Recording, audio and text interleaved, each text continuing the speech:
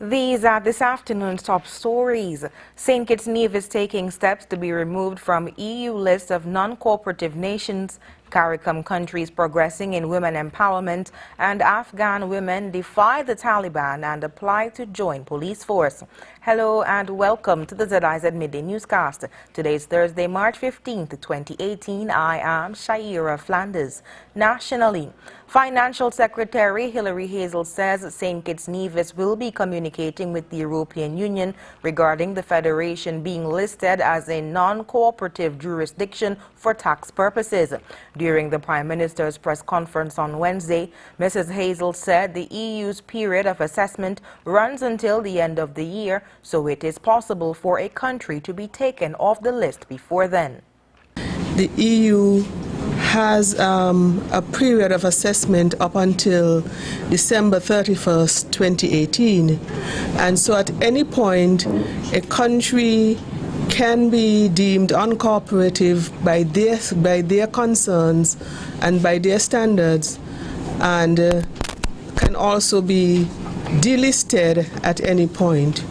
We're hoping to continue the engagement, and we're hoping as well that our stern commitment that has already been communicated will be taken into consideration and lead to St. Kitts and Nevis being delisted.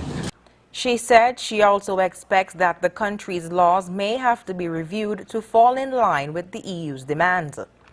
We would have put in place a plan where we would be taking some serious looks at the legislative framework that we have in place in an attempt to continue the dialogue, and so we would expect certain guidances coming from the EU as well to help us to be compliant with their demands. In an earlier address, the Financial Secretary said the Federation remains optimistic that these commitments will persuade EU's partners to remove the Federation from the list of non-cooperative jurisdictions for tax purposes and allow for a framework of cooperation and dialogue moving forward. The National Marijuana Commission is moving ahead with its mandate of exploring the issues surrounding the use of marijuana/cannabis sativa and is now set to engage members of the public through a series of town hall meetings. The meetings fall under Phase 2 of the Commission's mandate. Phase 1 involved a situational analysis and exploring the latest evidence regarding the legal, medical, social, economic, and religious implications of marijuana and its derivatives, taking into consideration its benefits and detriments. Chair of the National Marijuana Commission and Chief Medical Officer Dr. Hazel stated in a national address that the purpose of the consultative meetings is to determine the position of the people of St. Kitts and Nevis on the issues surrounding marijuana use. She said the Commission and the Department of Statistics will be conducting a national survey to determine the prevalence of the use of marijuana in the Federation. Each town hall meeting, the latest evidence regarding the medical, economic, and social implications of marijuana use will be presented to the people and citizens of the Federation, and you will be given an opportunity to share with the Commission your position on this controversial topic. We are inviting everyone to come out, bring along a friend or relative, be informed about the issues of marijuana use, and participate in this national debate. According to the Chief Medical Officer, the third and final phase of the work of the National Marijuana Commission will involve summarizing the findings and producing a final report to inform the decisions of the Federal Cabinet. The justification for this national survey is that the study will provide essential information that will inform us about the scale of use of marijuana. In the coming weeks, data collectors will be coming into all the health districts, inviting a number of persons to participate in this survey. The data collector will request a few minutes of your time to complete a short questionnaire which is anonymous. In other words, your name will not be recorded on the questionnaire. No one will be able to link you with the questionnaire that you completed. Your participation in this survey is voluntary. According to the Chief Medical Officer, the third and final phase of the work of the National Marijuana Commission will involve summarizing the findings and producing a final report to inform the decisions of the federal cabinet. In other news, the Pan American Health Organization, or PAHO, has partnered with the Ministry of Health in St. Kitts and Nevis in giving the ministry a substantial donation of medical supplies facilitated by a Kittitian and PAHO Foundation partnership and development consultant Minerva Sadler. At a brief handing over ceremony held at the JNF General Hospital on Tuesday, Minister of State with responsibility for health, the Honorable Wendy Phipps, expressed her appreciation for the tremendous donation made by the PAHO Foundation through the hard work of the Ministry of Health and Ms. Sadler. The donation really is meant for our institution-based health services in St. Kitts and Nevis, that is our hospitals, Cardin Home and so forth. Also our community-based health services, which would represent our health centers. And at the same time, as I said earlier, a portion of that donation is meant for other stakeholders within our ministry, especially social services. The Honorable Eugene Hamilton, Minister of Health, also expressed his appreciation for Ms. Sadler's hard work through the PAHO Foundation. While it is true it is a PAHO contribution, we cannot ignore the role being played by yourself. We thank PAHO, the foundation, for responding to the call of the Prime Minister and to Minister Phipps and deliver these to us today. Ms. Minerva Sadler noted the foundation's commitment to building relationships with St. Kitts and Nevis and conveyed that the donation is just phase one of her involvement with the Ministry of Health to improve the healthcare system in the Federation. We would like to continue the conversation about how we can help you bring the Ministry of Health to where you want to see it. The 40-foot container of donated supplies included wheelchairs, walkers, hospital beds, baby supplies, stationery, needles, clothing, and oxygen machines. The PAHO Foundation was founded in 1968 and is a non-profit organization created by the PAHO with the mission of improving the health and well-being of the peoples in the Americas. Moving on to news on the regional scene, Guyana's Minister of Social Protection, Honorable Amna Ali, says she is pleased to see CARICOM countries progressing in women empowerment.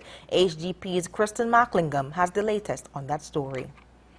There are emerging issues that affect women's empowerment, and despite these challenges, CARICOM continues to progress in achieving regional and international goals for the empowerment and advancement of females.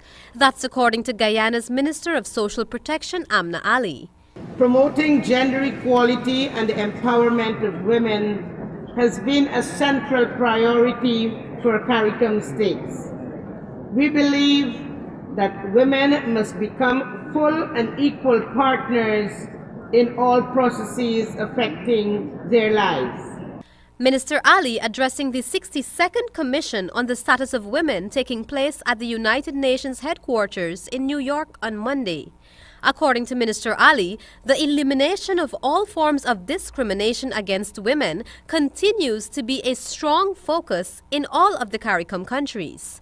She explained that to date, the Caribbean has witnessed many improvements in areas of political, economic, and social status of women, and which she says is evident in the Caribbean Human Development Report of 2016.